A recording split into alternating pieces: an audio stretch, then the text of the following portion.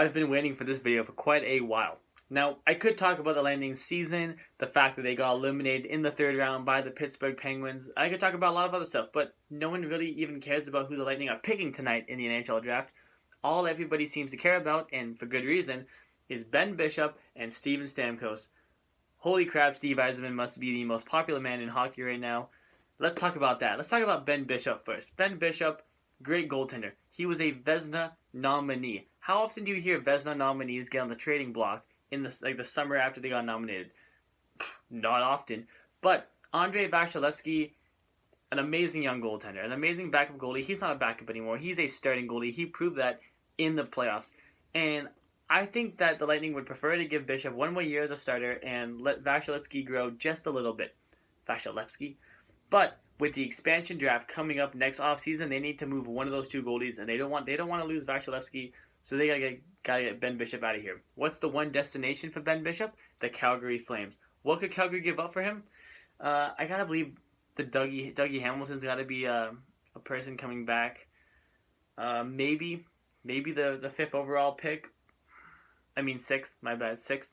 But I don't see Calgary wanting to part with that 6th overall pick. I would put my money more on Dougie Hamilton, someone like him going back, than the 6th overall pick. But who knows? Other options. I mean, Dallas has probably kicked the tires a little bit too. I'm sure they would love to send back Niemi or Lehtinen. I don't see Tampa Bay doing that trade unless whoever comes along with Lehtinen or Niemi is out of this world. You'd probably have to throw names around like Valery Nichushkin or somebody like that, or Klingberg, and I don't think that's going to happen. So I would say without any uncertainty or any doubts in my mind that if Ben Bishop's going to get traded, especially tonight in the draft, it's going to be to the Calgary Flames. But Steven Stamkos, this problem, I had absolutely no idea this would have been such a big storyline this season. This time last year at the draft, I was hearing, the Lightning are prepared to start working with Tampa Bay. Well, the Lightning are prepared to start working with Stamkos on an extension as of July 1st. Hopefully, having it done by the start of the season. Hopefully, have it done by the Christmas trade deadline. And now it's the draft, and it's 1 week away today. Free agency opens tomorrow, I believe, or it's Sunday, is the day that teams get to start talking to pending UFAs and start talking contracts and start doing stuff. That's like tomorrow or Sunday. I'm not actually sure on the actual day. I apologize. But, I had absolutely no idea I was going to get to this point. And, I mean, the teams that seem to be frontrunners are Toronto, obviously. Hometown boy. Tons of cap space. Team that's looking in the right direction. Got the best head coach in the league. There's obviously connections with Stamkos, like I said. So why wouldn't that be one of the places that he's supposedly going to be interested in going to? Detroit. Great organization in Detroit. They could use another top-line center, especially now that Datsuk has gone to Russia.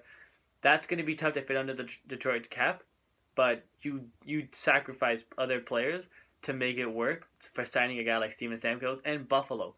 Buffalo seems to, I've heard by rumors, going to put in like a $12 million offer on the guy. I don't even think the Leafs should go that high. I don't think the Leafs should go higher than 10.5 in my opinion. If Buffalo wants to go $12 million, I say they can have him. I think they're just going to be screwed. Why would you need him for $12 million? I don't think any team is silly enough to give him $12 million. And if they do, I mean, that's just going to be hilarious one day when they have to sign him, Eichel, maybe Lena's going to get a good contract. Ristolainen looks like an amazing defenseman for Boston. Not Boston, Buffalo. God damn it, Justin. Come on. And, but if you want my opinion, I don't want to be biased, but I think he's going to be either in Toronto because of the hometown connection, or he'll be back in Tampa. But if he signs back with Tampa, it's not going to be till after July 1st. I think he's definitely going to hit the open market just because you waited 51 weeks. It's been 51 weeks since the last draft, and you haven't signed. Why would you sign 1 week before free agency and not see what kind of money you're going to make on the market? No one's going to blame Steven Stamkos if he leaves Tampa for Buffalo when Tampa's offering him $8.5 million a season and Buffalo's offering, did I keep saying Boston? If Buffalo's offering him like $12 million a season, no one's going to blame him. Why wouldn't you take the extra $3.5 million a season? That's ridiculous. And I get Tampa at the same time. You got Kucherov coming up as the RFA. Vasilevsky's going to be up. Hedman's the UFA next summer, and for some reason, well, I guess not some reason, Steve Yzerman values Hedman more than Stamkos, and sometimes that's understandable since the top two defensemen over a top line center. Both are pretty rare. Tampa's had the luxury of having both of them for a number of seasons now, and it looks like they're going to be losing one, probably Stamkos. Either way, I'm not going to make any bold predictions. I think he's going to end up in Toronto. He could end up in Tampa Bay. He could end up in Detroit. He could end up in Buffalo. Maybe he surprises the hockey world and goes to somewhere like Vancouver and Montreal. Who knows? No one does. Steven Stamkos probably in the back of his head has narrowed it down to more. I mean, little bit smaller of a list of teams than we have, but it's going to be exciting. I hate the fact that I got to go to my cottage. I don't got it. I love going to my cottage, but we got to leave on next Thursday night, which is the night before the draft. Not the draft, the free agency. I can't talk. Holy crap! I'm so sorry, guys. Which is a little bit annoying because I won't be able to watch Free Agent Frenzy. But I'll be getting all the updates on my phone, right? I'll know what's going on. And I'm hoping Stamkos signs after July. I get back on July 3rd, so July 4th. He can sign anytime after July 4th. He's not allowed to sign between July 1st and July 3rd. He's not allowed to sign. It's got to be after July 4th, then he can sign because I said so. Anyway, guys, so the key to the Tampa Bay Lightning offseason is simply, if you can try to find a way to re-sign Stamkos, do it.